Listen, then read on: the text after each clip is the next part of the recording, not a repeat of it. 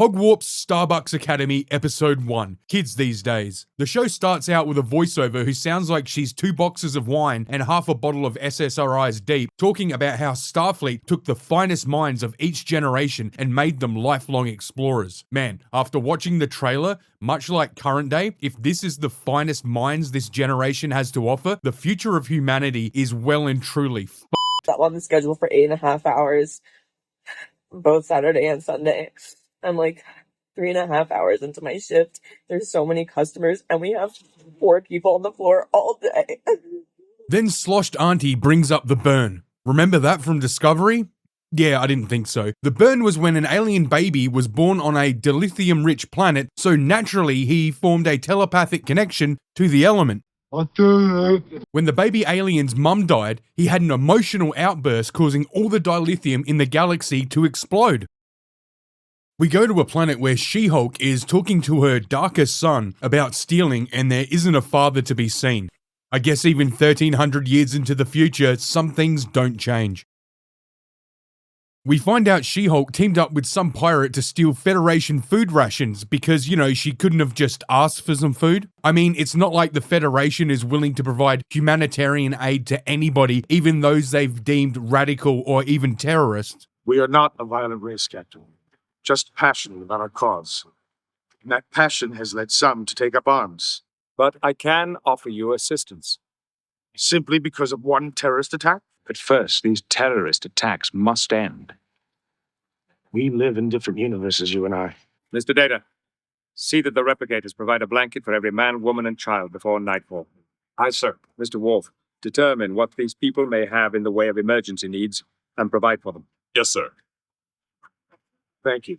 But this wouldn't get us to the mother and diverse child being separated by an oppressive legal system, a system that even Captain Wine-Aunt disapproves of and laments the fact that she can't just let She-Hulk off scot-free, but instead has to send her to a rehabilitation center and make her diverse son a ward of the Federation due to the fact that evil Pirate Man killed a Starfleet officer during their heist. She-Hulk tells her son over and over not to trust them being the Federation. The people who are going to house, feed, and educate him, all the things she wanted for him and was willing to steal for, until her rehabilitation is complete as she's being dragged away. Captain Wine-Aunt told her she would have visitation rights, so she's going to see him, over however long she has to stay there, and it's not prison, it's a rehabilitation center. Hell, Tom Paris was in one before getting assigned to the Starship Voyager. Diverse son watches his mum She-Hulk get dragged away, then evil Pirate Man yells at him, "You hold on to how much you hate me right now, kid. It'll keep you warm at night." Yeah, we get it. He's a bad man. But this line is just stupid. It's comically corny. Up until this point, he was just laughing at the whole situation, like a psychopath, like a true nutter. This guy could have been proper scary, like Eric Bana in Chopper.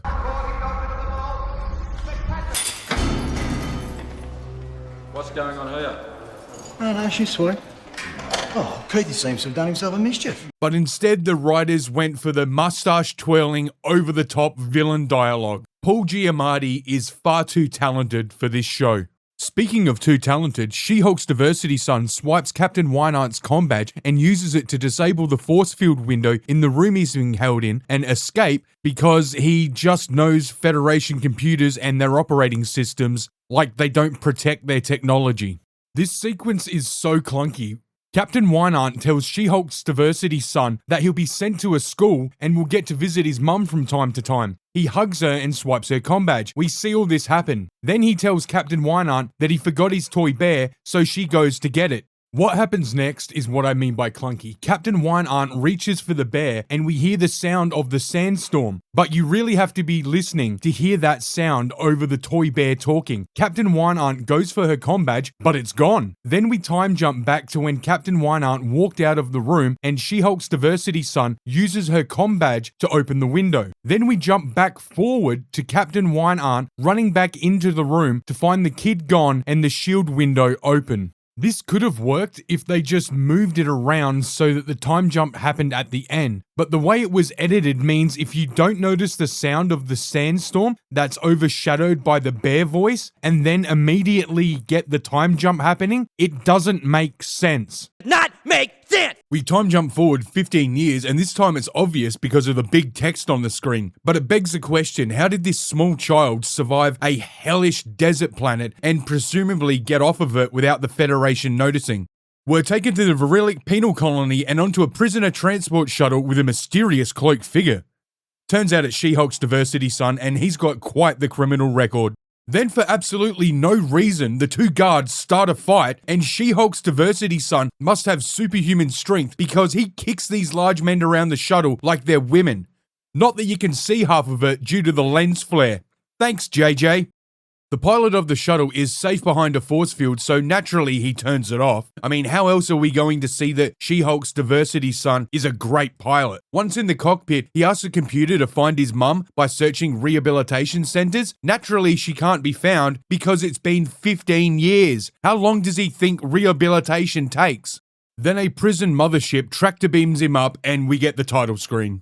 We're taken to Bajor, where Captain Wynarn is teaching children, and a Starfleet Admiral shows up to offer her a job at the new Starfleet Academy, and the conversation is so on the nose current day. Captain Wynarn tells Admiral Charlie that she should have just let She-Hulk go because separating a child from their mother is worse than any crime, and the Admiral agrees. This scene reeks of education is about indoctrination and you need to get them young. It begins with Captain Wynarn telling kids that stealing is okay if you don't lie about it. Public school teachers would love this show. Also, there are no Bajorans at this school. It's all migrants, so public school teachers would really love it.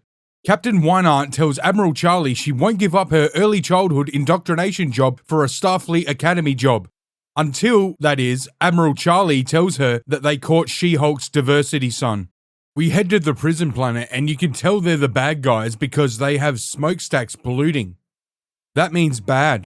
She-Hulk's diversity son is handcuffed to a table inside the prison wearing a face mask because he Mike Tyson'd a guard's ear. Now, at first I thought, well, the prison got a call that Starfleet were coming to see the prisoner, so they would have taken him out of his cell and into an interrogation room, but that would make sense.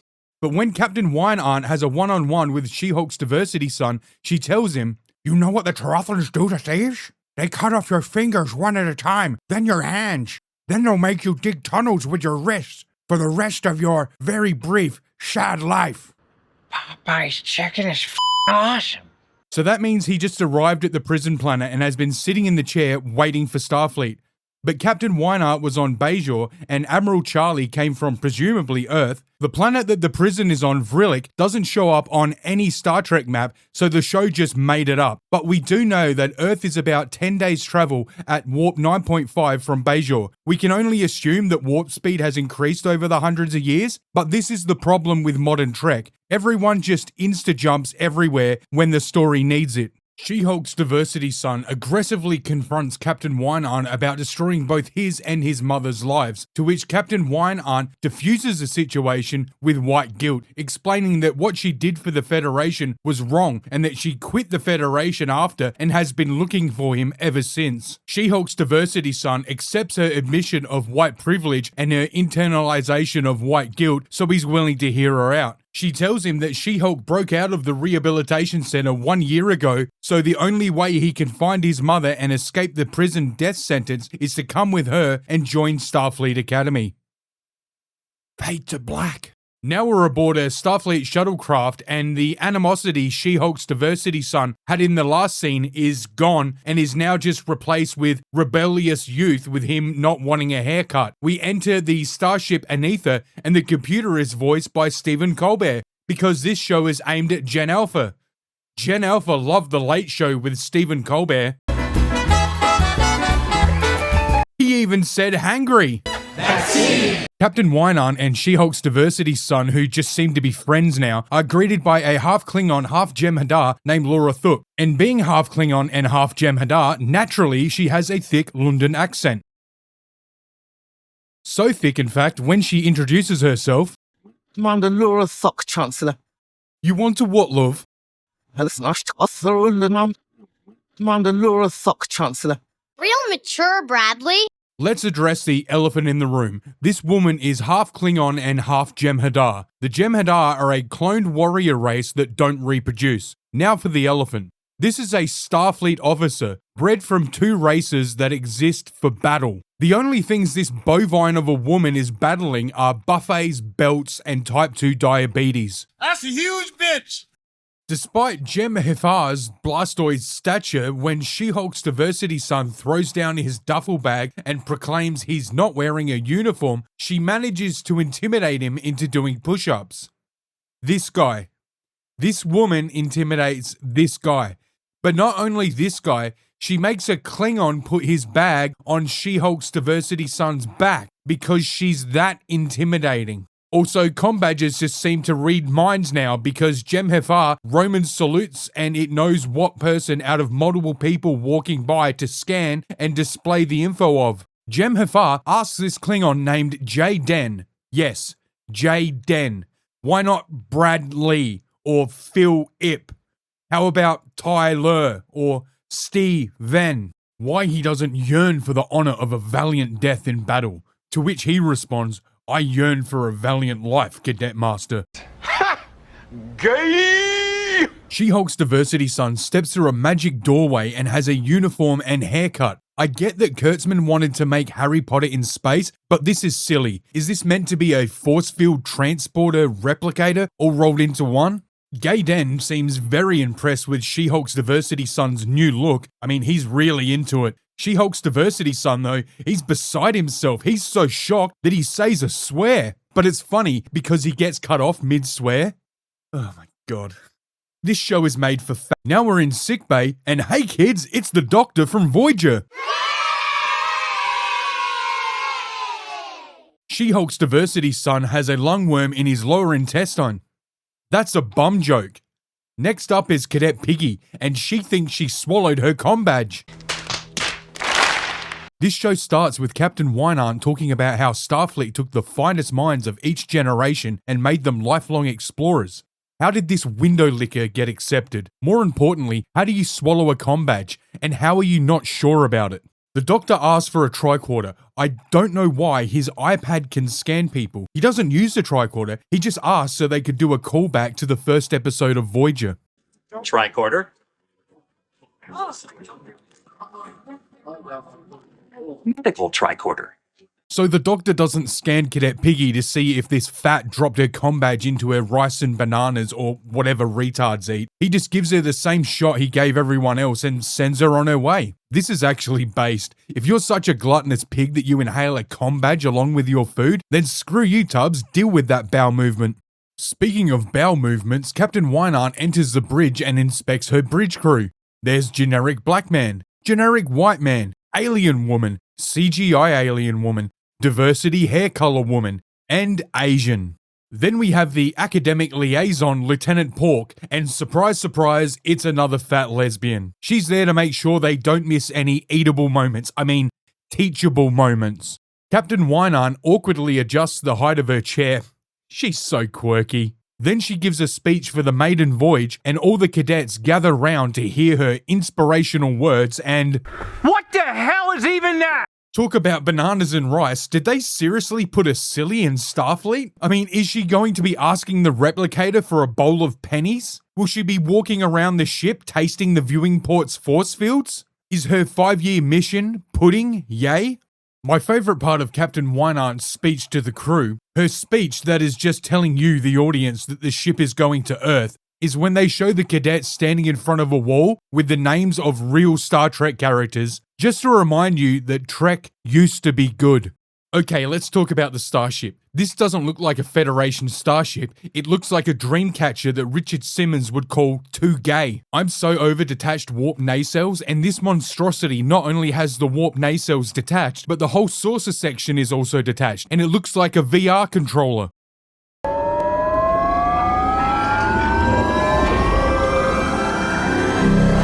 It leaves fucking pixie dust behind when it warps. That's gay and retarded. Speaking of, whatever the hell this thing is wants to make friends, so she is saying hello to random people in various languages, all the while being correctly ignored until Cadet Muffins engages with her. She doesn't know how to shake hands. That's so endearing and quirky. They start talking about restaurants because Hollywood writers think that's relatable, like how stand-up comedians think air travel is relatable. They bump into Gaydon and he drops his binoculars, which are picked up by British Bully Boy, who sounds straight out of Harry Potter. Very spinal. Most certainly. The characters are now written like they just started high school, with British Bully Boy playing keep away with Gaydon's binoculars until She-Hulk's diversity son steps in to defend his honor because he's such a good guy. Well, except for all the stealing. Then, like a high school teacher, the Doctor comes in to break it up and send the cadets on their way. She-Hulk's diversity son hands Gaydon back his binoculars. Then, out of nowhere, Gaydon bursts out with, "I watch birds. As a boy, there was a bird in the ceiling that I could never find. Its chirps still haunt me to this day." It's orientation day and the Doctor is looking for cadets to sign up for his opera club when we find out the TARD is actually a hologram from a colony of photonics. I'm guessing this is a reference to Voyager when the Hirogen create a photonic prey to hunt and they end up settling on some planet that organic life can't survive on. Tardogram asks the Doctor to be his mentor, to which he tells her, "I'm no one's mentor." You were hurting me. She-Hulk's diversity son hacks a console to see if his mum sent any messages. She didn't. Cadet Muffins catches him and nothing happens. It's just meant to make you think, will they get together? It's a nothing exchange put in there for shippers. Captain Wynant is sitting in the captain's chair with her fucking feet on it, reading a book like it's her quarters and she's alone. I know the internet went off on this, and rightly so. Anyone defending this gets pegged. It's unbecoming of an officer and unacceptable for the bridge. If you want to read a book on duty while nothing is happening, go to your ready room, you bint. Even then, keep your boots off the furniture. Why do you want the bridge crew to see you like this? You are the commanding officer. Act like it. Lead by example. Why not get a couple of cats on the bridge and some boxed wine? Even when Picard's girlfriend sat in the chair with her feet up, the bridge crew were visibly uncomfortable and unsure of what to do because it's something that never happens and it's the captain's missus. But then, mid-lounge, the crew has picked up a gravimetric anomaly. Insert your own jokes. The anomaly they've detected is here in the Badlands, which is not very far at all from here, where Captain Wynant started her whole journey and was asked to, be captain of the ship by Admiral Charlie. And by the way, Earth is over here. Captain Wynant tells the crew to drop out of warp to scan the anomaly. They do so in what has to be the Badlands. They pick up tachyons, which usually means some type of temporal distortion or time disturbance. That, or there's a field that's able to pick up even a cloaked ship. A bunch of glowballs pop out of ice rocks and attack the ship. Jem Hafar transports to help the students because there's no way she's running to a turbo lift. Read it to your friend. Go! Go on. Go! This is not a drill! Get your dorms! Go! Move! Whoa, hang about. What was that? Go! Go on. Go! Why is that bloke in a female cadet's uniform? Did he nick it? Did he hear women and children first and think, oh, hang on, I've got an idea? Thank God there are plenty of escape pods. We won't have to dress up like women and children. Or was it that magic portal door thing messing with him? Look at the wide gait he's taking, trying not to mash his yam bag in those leggings. Dude looks ridiculous. Like, what's the backstory? The glowballs are engulfing the ship with programmable matter because that's what Captain Wynant said She-Hulk's diversity son used to hack at the beginning of the episode. Then a ship appears and it's another multi-piece ship because that was a futuristic prototype in Voyager.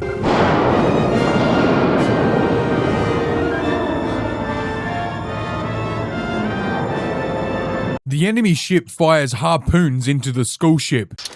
We're whalers on the moon. And a bunch of people get fucked up, like really bad. There's full-on hull breaches, so people most certainly died. Captain Wynant orders all remaining power to the forward shields. Yeah, because when you're being attacked from the rear, you want all the shield power to the front of the ship. Wait, is she just trying to protect herself? They've got no propulsion and shields are at 10%. They are well and truly up the proverbial creek. Captain Wynant checks in with the doctor and he tells her that the explosions damaged the holo emitters, so medical staff are in short supply. So why is he still there? Is it because he has a mobile emitter? You know, the one he got 900 years ago that was made from future technology, a future that is now 300 years in the past? Why don't all the medical holograms have mobile emitters? Or better yet, why doesn't the ship have an actual medical staff? Are all the medical students taught by holograms? The doctor goes on to explain that while there are multiple injuries, there are no deaths. Because we can't have stakes in this show. We can't have students die. This is a show for young people. It's not Buffy the Vampire Slayer. Cadet Piggy is roaming the halls saying, "Red alert, red alert." I can't tell if this is meant to be funny or serious. Either way, it's retarded. Jem Havar has been stabbed, but unless the piece of debris is like 10 inches long, it's just a fat wound. She-Hulk's diversity son recognizes the sound of the programmable matter because of course he does. Kurtzman loves copying Jar Jar Abrams. That same anomaly, a lightning storm in space that we saw today, also occurred on the day of my birth. The main characters all just happen to be in this one hallway and they need to get Jem Havar to a medical bay. British Bully Boy and She-Hulk's diversity son put their differences aside to help her. Character growth. But the lights are out. How will they see the way? Does anyone have a flashlight? Why? Why do you need a flashlight? You can see fine. In fact, you're quite well lit. Seeing your way down that hall shouldn't be a problem. Barely an inconvenience.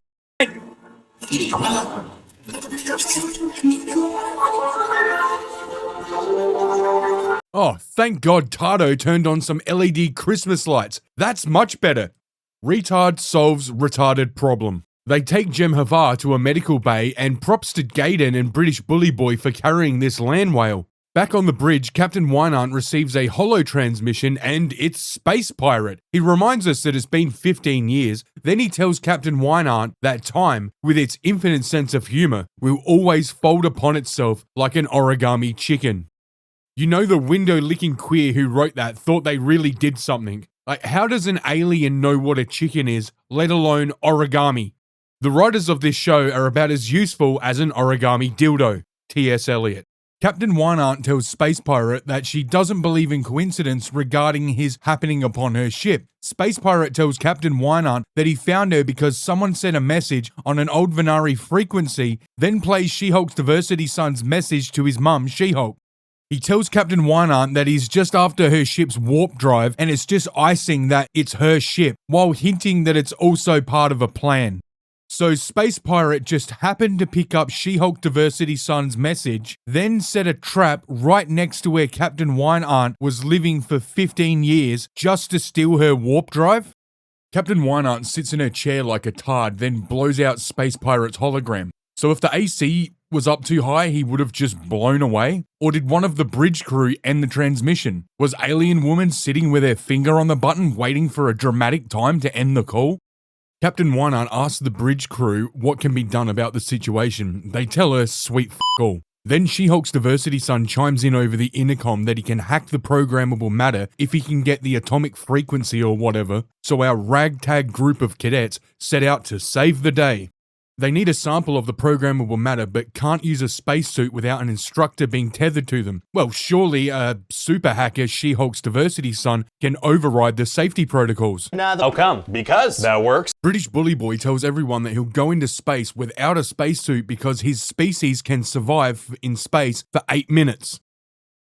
Space Pirate and his team beam onto the ship as British Bully Boy puts on his magnetic boots. He asks Cadet Muffins to turn around so he can transform into a gay fish man. He goes into the airlock and no air blows out, like nothing. There is zero time between the doors to the interior of the ship closing and the outer doors opening. That does not make sense. British Bully Boy walks over to the programmable matter and starts scanning it, but his body temperature is dropping too fast. He won't make it back. Cadet Muffins wants to beam him back, but can't because transporters are offline, as has been stated several times. Emergency transport to sickbay.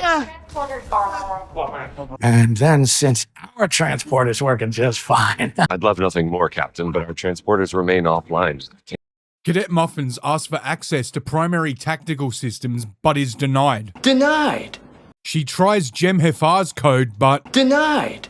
She then says the word emergency and the doctor appears because that's how he works now. He grants her access, but the relays are damaged at this particular station. Cadet Muffins asks where is the nearest station. The computer tells her it's up 2 floors and the doctor tells her to go. But why can't the doctor just transfer to the station like he did this one? Why does Cadet Muffins have to run there?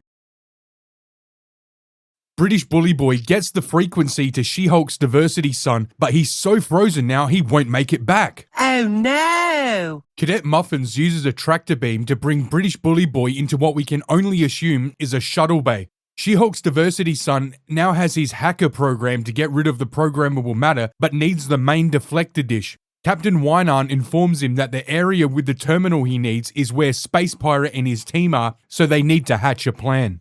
While all this is going on, Gaiden and Tardogram are trying to save Jem Hefar, and it's meant to be the comic relief to the seriousness of British Bully Boy almost dying, but it all comes off as just lame. Gaiden is nervous about possibly killing Jem Hefar, and Tardogram is being quirky. Dying really gets the blood pumping, eh? You don't have to thank me. So Captain Wynarn's plan is to run a training simulation of a warp core breach so Space Pirate and his crew beam off the ship, giving She-Hulk's diversity son a short window to run his super hacker program. Space Pirate even calls the bluff, stating that the warp core is cold, but he beams off the ship anyway because reasons. Despite the fact that if the warp core was to blow and they beamed off the ship with 2 seconds to spare, they couldn't put enough distance between them and the school ship not to blow up with it. The bridge crew rejoice as the space pirates leave and the ship didn't actually explode. She-Hulk's diversity son races to the terminal. He puts the flash drive into the terminal, but shock horror. Space Pirate beams back to the room holding his phaser or disruptor right to She-Hulk diversity son's neck. That's some precision transporting. A micron off and his gun is in the neck. It's like earlier when they beam mid-walk. Like, what does that look like from the pirate ship's perspective? Is Space Pirate telling his team, stand over there. Okay, start walking now. 3, 2, 1, and beam. Yeah, we look badass. So before he gets the drop on She-Hulk's diversity son, is he standing on the transporter pad trying to get into position with his transporter chief like giving him instructions on what pose to take and where to put his arms and whatnot? Yeah, okay. Hold it there. Up a bit. Up a bit. Bit more. A little bit more. Too much. He moved. Space Pirate tells She-Hulk's diversity son that his mother would be disappointed in him and it was a shame what happened to her after they broke out of prison on Gonja 5. But She-Hulk was put into a rehabilitation center like Tom Paris. So what did she do to be put in an actual prison with Space Pirate? Yo, just taste it there. Num, eat it up. Hopefully, okay, 3, 2, 1. Guilty! She-Hulk's diversity son and Space Pirate get into a badly choreographed fight scene in which they throw weapons at each other. The fight goes on and you know it's badass because there's an electric guitar playing. She-Hulk's diversity son slams Space Pirate's head into the touchscreen, activating his program. He's so cool and awesome. The super hacker program works. All systems are restored. Captain Wynarn tells diversity hair color woman to blow that ship to hell. They launch a few photon torpedoes and nuke the pirate ship. I guess the space pirate didn't bother to tell his crew to raise shields after he saw that the programmable matter was disabled. Because reasons? A teachable moment. Space Pirate is surprised by his defenseless ship blowing up. I guess his crew just sucks because their sensors would have detected the programmable matter failing and the school ship's weapons coming back online well before it fired. She-Hulk's diversity son grabs a knife and throws it again because that didn't work last time. But it doesn't work this time and Space Pirate gets into an escape pod, giving the Vulcan salute as he fucks off. But hang about, they've regained full control of the school ship, so She-Hulk's diversity son can just call the bridge and tell them to send the escape pod back or shut it down and tractor beam it into a shuttle bay with a full security team waiting. At the very least they can track it. I mean, it's a Federation escape pod. It's designed to be located. That's the point of it. Then the students start walking down the stairs they first ran up during lockdown and now they're dramatically at Earth. So the students stayed locked down from the Badlands till Earth? Why? Jem Hafar didn't change clothes during the 50-odd light-year trip from the Badlands to Earth? Why? The ship lands at the Academy, and we get all the cadets looking on in awe at San Francisco. Collins hoses down this Tenderloin sidewalk every day, but says just a short time later, it's filthy again. Some of it is the byproduct of those living on the streets. Since the first of the year, the city's 311 service has received an astounding 14,597 calls about piles of poop. But this is 1,000 years after Star Trek, Kirk and Spock, and the writers respect what came before. That's why they have a green chick and... Wait, what? Is that black and white chick meant to be a Cheron from the original series? There was only 2 of that species left, and they were both dudes. Oh, and their hair wasn't black and white, just their skin. Wait, did these dudes have butt babies? I mean, how inbred would their descendants be? Look, I'd have an easier time believing the race of photonics in this universe have problems with inbreeding. She-Hulk's diversity son and Captain Wynarn are talking in what we can assume is her apartment. It doesn't look like a Starfleet briefing room, so she's just asked a young cadet who she brought with her to the school ship back to her new apartment. Nothing sus looking to Starfleet here. She informs him that hacking the communications array and endangering the crew are all grounds for expulsion. So, all 2 of those things. Like both. Both of those things. Captain Wynarn then tells him, but you helped fix the problem you caused, so just do some chores and we good. Unless you want to piss off, it's up to you. But you won't find your mum. Also, I had a son who got blowed up during the burn. She-Hulk's diversity son decides to stay, and that's the episode. Okay, so if I had to describe this show in one word, I don't think I could pick between gay and retarded.